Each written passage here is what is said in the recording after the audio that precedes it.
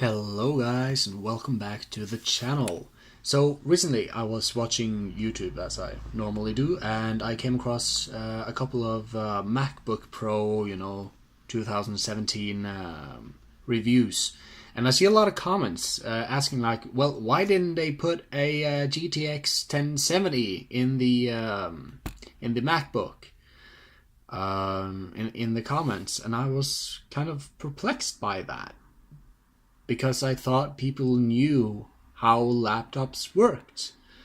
So, well, actually, let's start with my own laptop. Let's tell a story.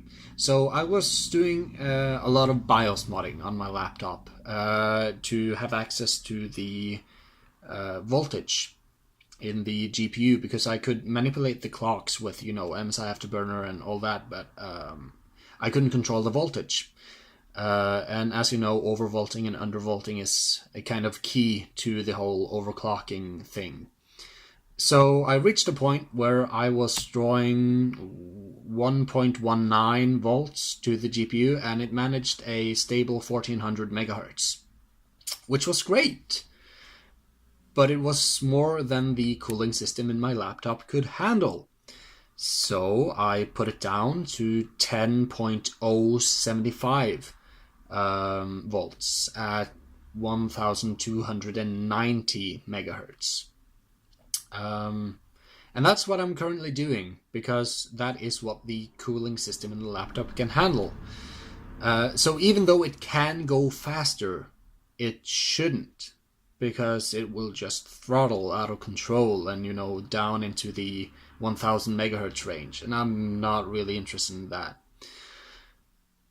So going back to the MacBook Pro, a lot of people don't really understand this difference between Polaris, which is the architecture, the Radeon Pro 560, which is the graphic chips in the MacBook Pro,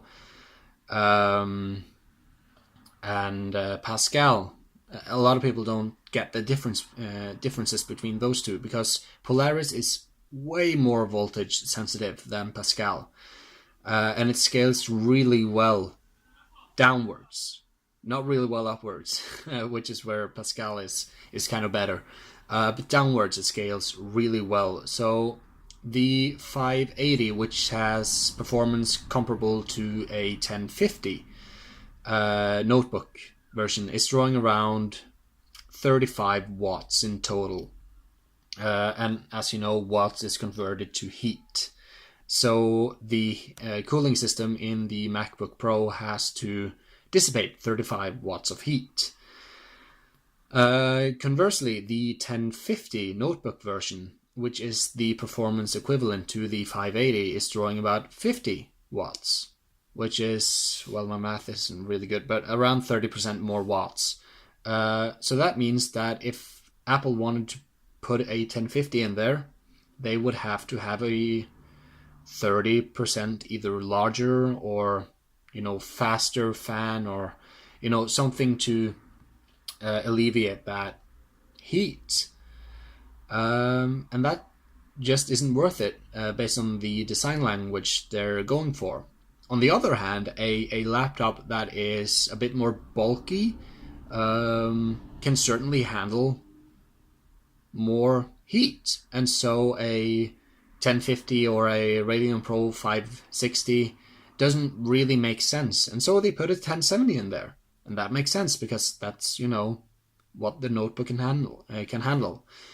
Because, and here I'm gonna get to the point of my video, the number one performance inhibitor in laptops is not the components used. It's not the processor, it's not the GPU, it's not the SSD, whatever. It is the heat dissipation that the chassis and cooling system is capable of.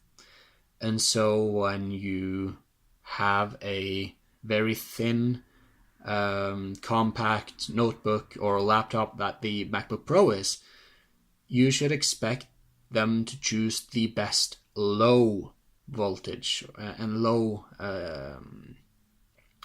heat producing components, and they have. And that's the entirety of my video. People understand laptops better. You can't put a 1080 in an Ultrabook, which is basically what the MacBook Pro is at this point. And you can argue whether or not that's a good thing.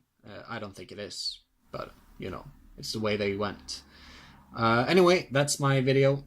Hope you liked it. You know, leave a comment. Have